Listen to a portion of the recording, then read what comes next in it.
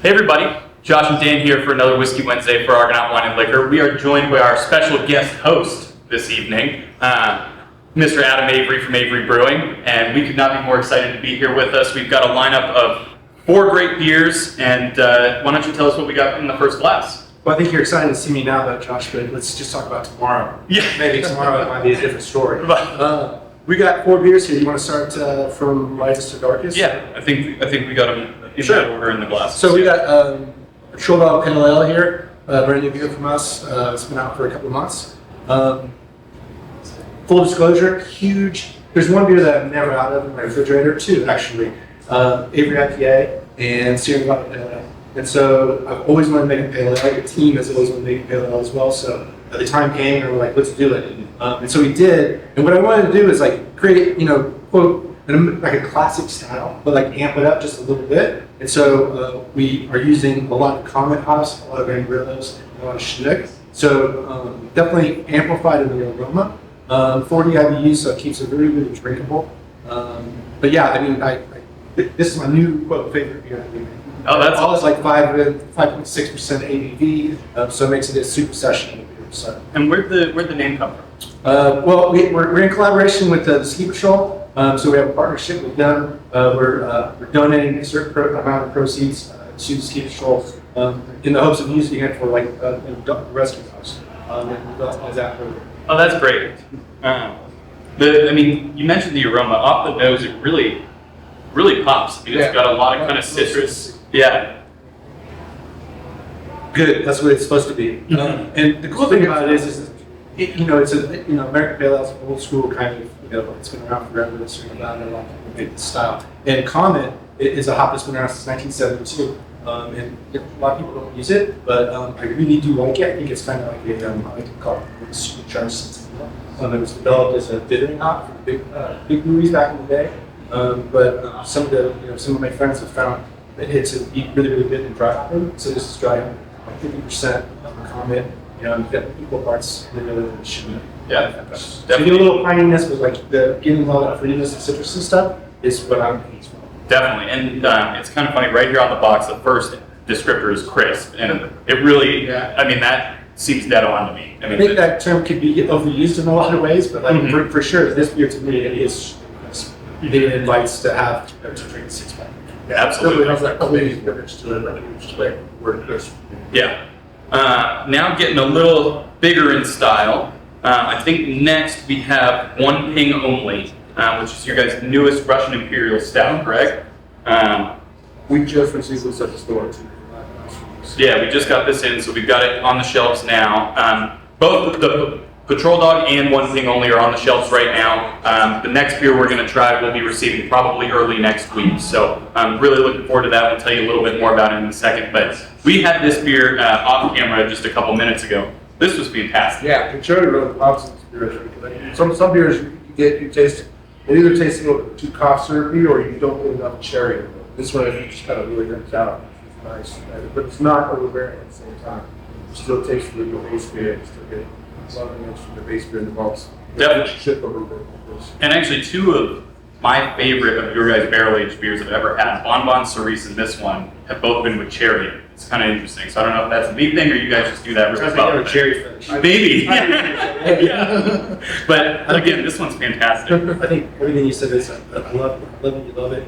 It's a big step up, obviously, for Patrol Dog going straight into huge Russian Imperial style. But Right. Along with the cherries, like I like the flavor of the barrel. So I'm really still getting a lot of the bourbon flavor. So I think a lot of times that can be either be overwhelming and not done enough. I think what the guys did a great job of in our barrel projects is getting a good blend of all 3 things: cherries, malt, and barrel. Sure. And so and that's typically the way I like our beers to come out. It's like not a lot of peaks and valleys necessarily. I want to taste each of those flavors kind of in equal amounts. And of course, cherry. I mean, there's a lot of cherry in the room. And it is going to be big on the nose and in the face. And you guys nailed it on that one. I like that a lot. Next up, third in our lineup, it's going to be this guy. So this is Old Fashioned Friends. So this is a bourbon barrel aged quad with tangerine in it. And I'm guessing the idea was kind of to go after like an old-fashioned, beer, basically. Exactly right. So we've made beers like this in the past, and obviously, I love bourbon, I love old-fashions, and that sort of thing. It's so long in the past, so doing this was pretty easy for us. Flavor profile is great. It's basically a huge Belgian quad. So doubtful that you get a lot of like phenols and esters, like on that side of things. I think that the tangerine is really kind of overwhelming that. But man, the wood and oak and the barrel flavor was really present to me, especially in the finish. Again, I think you guys did a great job of having the tangerine be expressive, but not like overt. So you know it's in there. So I feel like there's a citrus. Is that orange? Is that tangerine? You're not sure. And I think that's cool because it's not exactly. You don't know exactly what, or I can't tell exactly what's tangerine, but it's a neat flavor. It's a great flavor combination. Definitely, the tangerine on the nose, it like explodes out of the glass. I mean, you really get that tangerine kind of right off the nose, but it's on the palate. It's not overwhelming at all. Like it definitely seems balanced. There's a lot of different flavors in there. Some of the barrel characteristic, like you said. I mean, another just really awesome beer, and it, what's this one? 13.2 ABV. That one gets you into some trouble. Yeah, exactly. Crushable. 6-pack. I don't know why we sell them 4-pack. Should be the 6-pack. Exactly. Well, and then speaking of sessionable, we have we have our newest collaboration with Avery that we are so excited to get to release to you guys. So this is called Barrely Alive, and it's been in the store for a little bit over a week now. But this is a project that came together with you guys. I mean, this has been in the works for a couple years, right? Yeah. And we were sitting in the conference room one day. You were down for a tasting. Yeah, it was a long time ago. Yes. It was right before COVID. And we'd done some barrel aged collabs with some smaller breweries, and we were hoping to step it up a notch. So we asked if you guys would be willing, and finally, almost 3 years later, here's the final results. So we are super excited for this. So this is an imperial stout with vanilla, cacao nibs, and toasted coconut. Coming in at 14% even, so this is going to be a big beer. Yeah. I think the cool part of this equation is that you guys supply this to barrels. And so, and I think that was, obviously barrel-aging, that's a huge component of what you get. And I don't know if you guys remember what those barrels were. Most of them were from our Buffalo Trace store picks, and then there were a couple Russell's barrels as well that went into this batch. So I think it was a 9-barrel batch, so it was probably 6 Buffalo Trace and 3 Russells, and there might have been 1 or 2 other in there. But the barrels themselves, all coming from awesome distilleries out of Kentucky. They were all staff picks.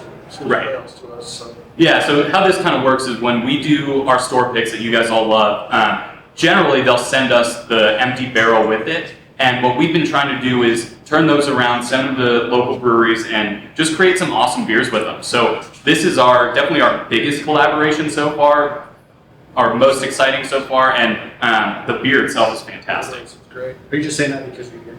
No. No, we're honest on Whiskey Wednesday. Yeah. I really like that the coconut's not overbearing in this beer.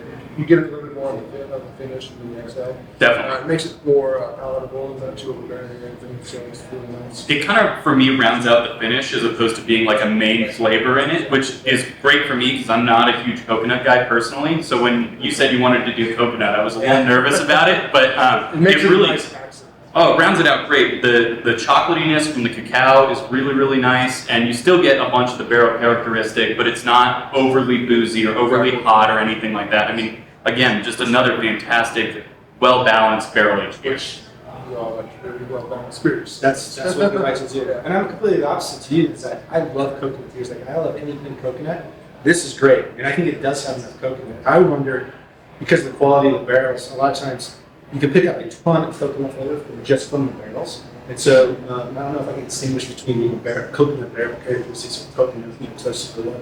But I think this has a lot of coconut flavor as well, but a lot of vanilla as well. But yeah, to your point, it's not sticking its head out. Vanilla's there, the cacao nibs are there. the beer is there, the malt profile that we build is in there, and the barrel's in there too. So That's a great beer. super complex. And obviously, if you sit down with it, pour it on your fridge at whatever 38 degrees, and hopefully it takes you a little while to drink it. The fun part is that the little journey you get to take until it's whatever 50 degrees when you finish drinking the beer. I think a lot of the beer will change. Oh, these kind of beers are definitely does. As long as the beer lasts long enough. Yeah. There is that. That can be one of the problems for that. Yeah. Well, then you have to open another one. Right. That could be surprised. Put that one out, let it warm up. Well, you keep the first one. You got the plan. You got the plan. Right. Well, and then I just want to say a big thank you to everybody who participated in our Happy and BTAC lottery. Those entries are closed. We did make calls earlier today, so congratulations to everyone who won that. But for the rest of this month, we'll be raffling off the opportunity to purchase this guy right here, Willet 8-Year Wheated. Very, very limited first run. We only got a few bottles, so this will be the prize for the rest of the month. And as always, since this is an Argonaut single barrel pick, any bottle you buy of this gets you extra entries. For everybody who hasn't participated in our lotteries before, you get 1 entry, no purchase necessary, and then 1 per Argonaut single barrel pick you purchase. So at $11.99, this is an awesome way to get some entries. So Adam, thank you again so much for having us. Thanks for brewing amazing beer, and come on down and give them a shot, guys. Cheers. Cheers.